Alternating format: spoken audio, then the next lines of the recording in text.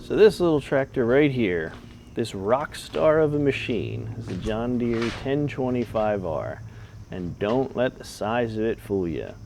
This thing can do some work. It is built well, sturdy as can be, works quick. The hydrostatics got a lot of power. I really like it.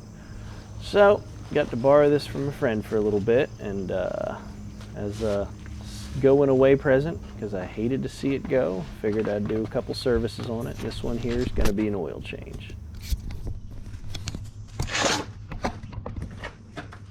You're going to want yourself a 17mm socket, because you know, it's an all-American John Deere tractor. Almost everything on it is metric.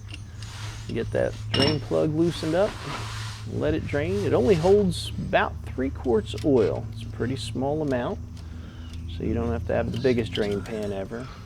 These hoses sit directly underneath the drain plug, so I used a zip tie to temporarily hold them off to the side so that I wasn't draining oil all over hydraulic lines. I figured that's probably not the best thing for them.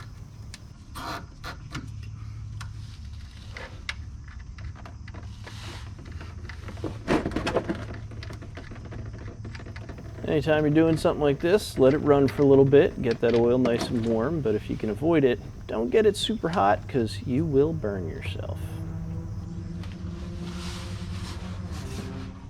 Again, it being a 3-quart capacity, it doesn't take real long for all that oil to drain out. Pull that drain pan over to the side like this, because your oil filter is on the side of the block. When you start loosening this up, the oil is going to go down the side of the motor. So if you've got that pan positioned ahead of time, you make a bit less of a mess.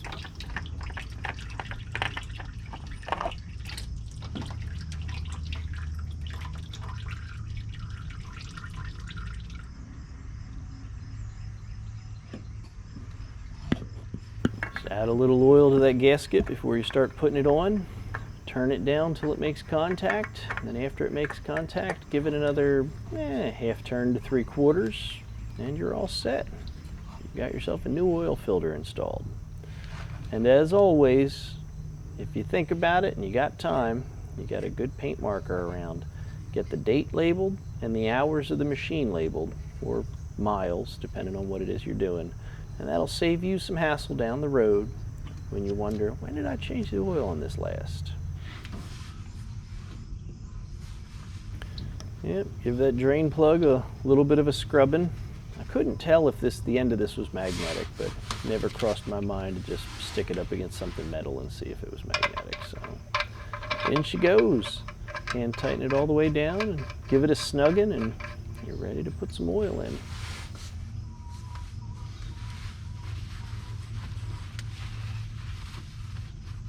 If you think about it, anything underneath that filter when you drained it is going to be a little sloppy, so maybe wipe that down.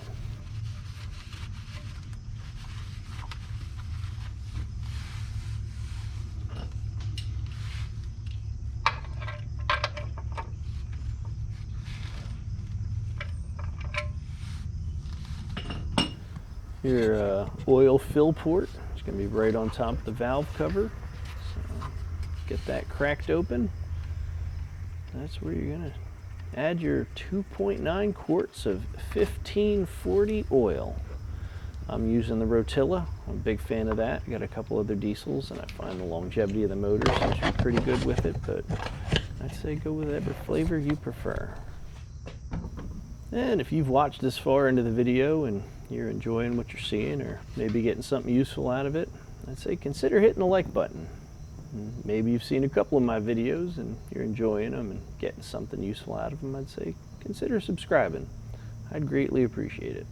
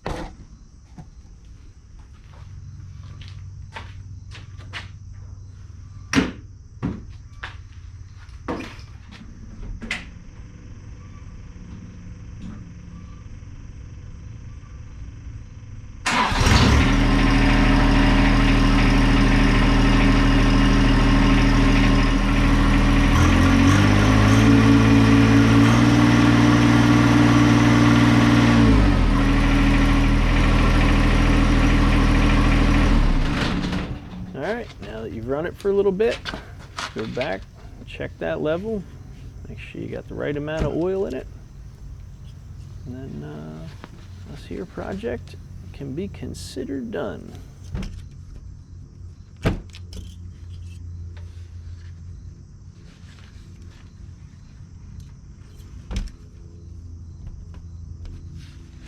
So we'll call this a success. Thanks for watching. Have a good one.